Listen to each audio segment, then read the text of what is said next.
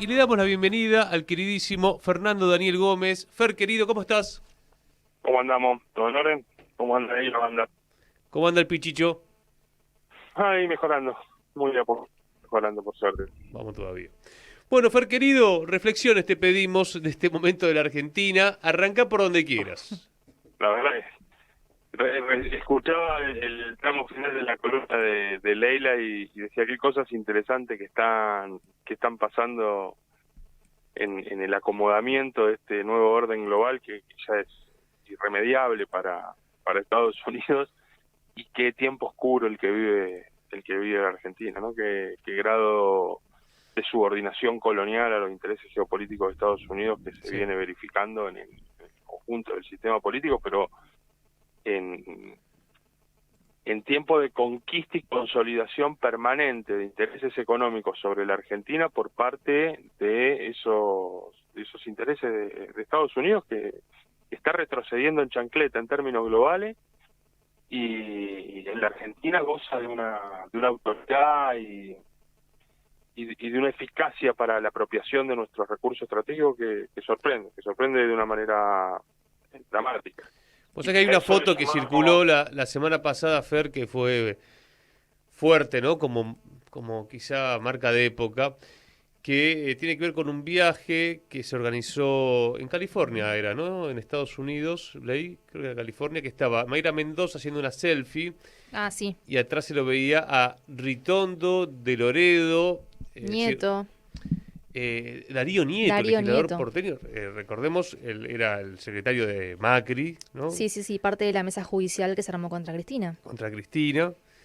Estaba también Nacho Torres, gobernador de Chubut, estaba Carlos Sadir de Jujuy, estaba Schiaretti, es decir, había muchas figuras principales de la política claro, como argentina. si no hubiera grieta en la Argentina, ¿no? Viste que tantas Exacto. veces se argumentó y se latigueaba sobre la imposibilidad de generar consensos en la política y que eso es un problema para la Argentina.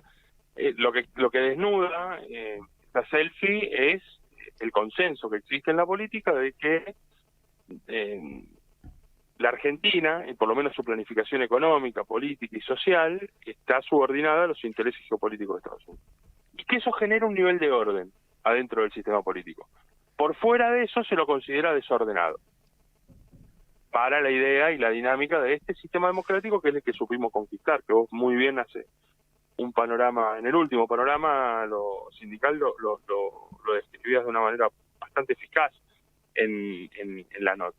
Hay en esta edición de Informativo hay una nota muy interesante, en la selfie no entramos todos, se llama, justamente sobre esta postal que vos describías recién, que es una selfie de Mayra Mendoza y el conjunto de dirigentes que vos nombraste hace un ratito, que es de Dani Escurra, que la verdad que es recontra interesante porque en definitiva una parte importante de la militancia que ve esa selfie y le corre un sudor frío por la espalda, o por lo menos advierte con nitidez el desbarranco ideológico en el que cayó una parte importante del sistema político de la Argentina, claramente no se siente parte de esa selfie y genera una distancia necesaria, saludable, con ese sistema o esa clase de dirigente que la verdad que no termina de expresar, no sé si no termina de expresar las necesidades nacionales. La verdad no hay nada en Estados Unidos que uno puede ir a buscar haciéndole bien a nuestro país.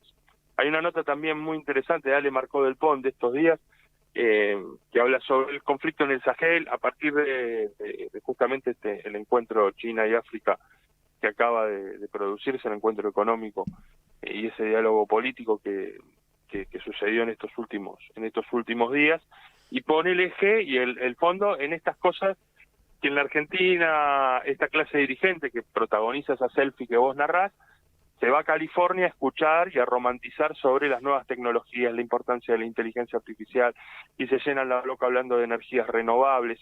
Y en esa nota de Ale Marcó del Pont describe muy bien de qué manera las las energías renovables que tanto llenan la boca de un sector importante de Occidente es la decadencia africana que explica la independencia del Sahel, que va conquistando día a día, aparte de los intereses franceses, que construyó un ejército brutal en la región para controlar recursos estratégicos como el cobre, el cobalto, el níquel, que son esenciales para esta renovación energética en términos globales y que mucho de la clase política argentina va a visualizar. Si Francia se queda sin el uranio, sin el cobre y sin los insumos necesarios que lo transforman en una potencia en Occidente, sin lugar a duda Occidente va a ir a buscar el reemplazo para esas cadenas de suministro. Desde ahí, la idea de que nuestra clase política celebra las inversiones mineras en Argentina por parte de empresas multinacionales norteamericanas, británicas, canadienses, australianas, es parte de la tragedia nacional, no es parte del éxito de un modelo económico. Cuando se piensa en la extracción de nuestros recursos gasíferos e hidrocarburíferos por parte de multinacionales, cualquiera sea o de localización de ese occidente colectivo, incluso la Malaya Petronas, que responde a los intereses de la corona británica en última instancia, es saludable para nuestro país. Cuando uno ve los negocios atrás, lo que emerge es el negocio, pero los pedidos de coimas en la industria pesquera lo que muestran es la apropiación por parte de las flotas españolas y británicas de nuestros recursos en nuestro mar. Cuando uno ve el petroleras y gasíferas a Gran Bretaña en el mar que reclamamos como nuestra soberanía y que está apropiado por un ejercicio colonial de Gran Bretaña, nuestra Argentina sangra cotidianamente. En un tiempo que yo creo que hay que resaltar lo que el rescate que viene a hacer Leila en la columna de internacionales, en un tiempo donde la geopolítica nos tendría que estar tirando una soga. Y sin lugar a duda, el tiempo político por fuera de la anteojera que nos puso Occidente es muy rico para poder en términos políticos. Uh-huh.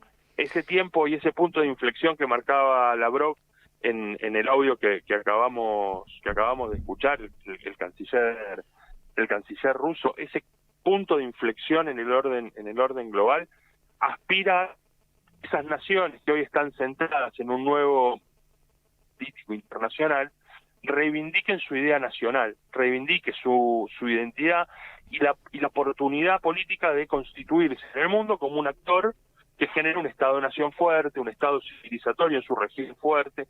Y ese tiempo nos hace reflexionar sobre el sentido de nuestra patria grande, sobre el sentido de la identidad nacional a la hora de consolidar nuestra capacidad de planificar nuestra política, nuestra economía, nuestro orden, comunidad social. Yo creo que la Argentina está perdiendo una oportunidad que en esta crisis y tensión global se está produciendo, que es introducir debates muy saludables, que nos alejan de ese diálogo de sordos o esta idea de jerarquizar a Milei discutiendo con Milei como si Milei no fuera un idiota de ocasión, claro, sentado mientras los grupos económicos se apropian de la riqueza nacional. Fer. Me parece a mí que hay que reflexionar críticamente sobre qué le ofrecemos a nuestra patria, a nuestra responsabilidad histórica y a nuestro pueblo como debate en este tiempo. Sí, en ese contraste que hacías, uno piensa también, bueno, Níger es un país que además de haber recuperado el uranio, que lo vendía a 80 centavos el kilo, ahora lo vende a $200, como corresponde en el mercado internacional. Además está creando la planta más grande, la planta nuclear más grande en todo el occidente africano, ¿no? Aprovechando el que tiene el recurso, bueno, al mismo tiempo esa planta. Y pensaba en todo lo que está sucediendo alrededor del reactor Karem en Argentina, ¿no? Que era, insólito, bueno, un desarrollo increíble, de vanguardia en el continente, nos ponía al nivel del mercado a nivel mundial, a nivel de Rusia, Estados Unidos, de China. Y uno piensa, bueno, el contraste por un lado entre lo que sucede en África, un continente históricamente relegado, y nuestro país, que también tiene los recursos, pero bueno, evidentemente estamos en un proceso de destrucción total que inclusive se va contra uno de las, digamos, creo que nadie podría estar en contra de el Karem, del complejo de Atucha. Sin embargo, hoy hay más de 230 despedidos, van a continuar el vaciamiento y no pasa absolutamente nada, digo. No es tapa de los medios en Argentina. Hay resistencia sindical, ¿no? Eso es claro. Está habiendo, mañana de hecho va a haber convocatoria en el Congreso. Por eso, déjame preguntarte, Fer, porque ahí hiciste vos mención en diferentes momentos a la carta de Cristina, ¿no? Al documento, que habló del peronismo desordenado y donde habló, por ejemplo, de la falta de representación de los sindicatos. Esto molestó a muchos dirigentes, pero aparte lo que nos decía recién Edgardo Llano es, somos nosotros los que estamos bancando la parada, ¿no? ¿Hacia dónde va Cristina y esa? A ver, te pregunto por este documento en términos generales porque es una dirigente importante, ¿no? Las 2 veces presidenta, claro, sin lugar a duda marca una agenda de discusión y ese documento hay que leerlo y hay que discutirlo. Esté uno o no de acuerdo, pero es una herramienta de discusión que por lo menos ha planteado sobre la mesa y que ha estado en los últimos días. Como es todo tan efímero, parece que ya pasó, pero hubo un debate entre Cristina y Milei que se llevó varios días, ¿no? Llevó varios días y pareciera que fuera elegido, ¿no?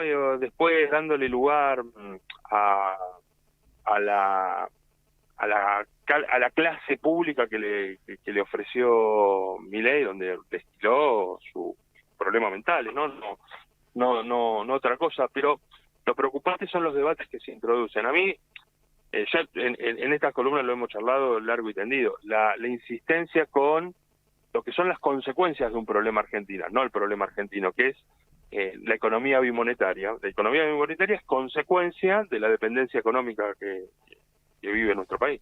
Es consecuencia del colonialismo, es la referencia sobre el dólar y su prepotencia a la hora de pensar el ahorro y la dinámica del intercambio en la Argentina, es consecuencia del colonialismo.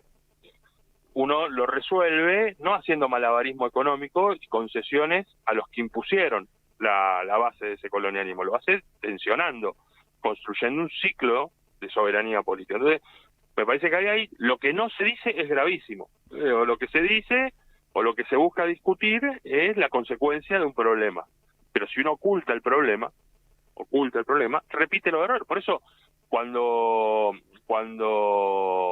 se pensó el rol de YPF, se lo pensó en un contrato secreto con Chevron. Cuando se piensa en la Argentina el desarrollo del gas natural licuado, se piensa a ver quién le genera mejores condiciones a Petronas para que venga a explotar un negocio, que es poner unos barcos en un puerto, con una inversión propia nacional. Pero no deja de ser algo que no se discute, deja de ser algo que se oculta para profundizarse, y eso es un problema. Y lo segundo es, a toda autocrítica le tiene que venir una fuerte conclusión, que modifique necesariamente ese rumbo, ¿no?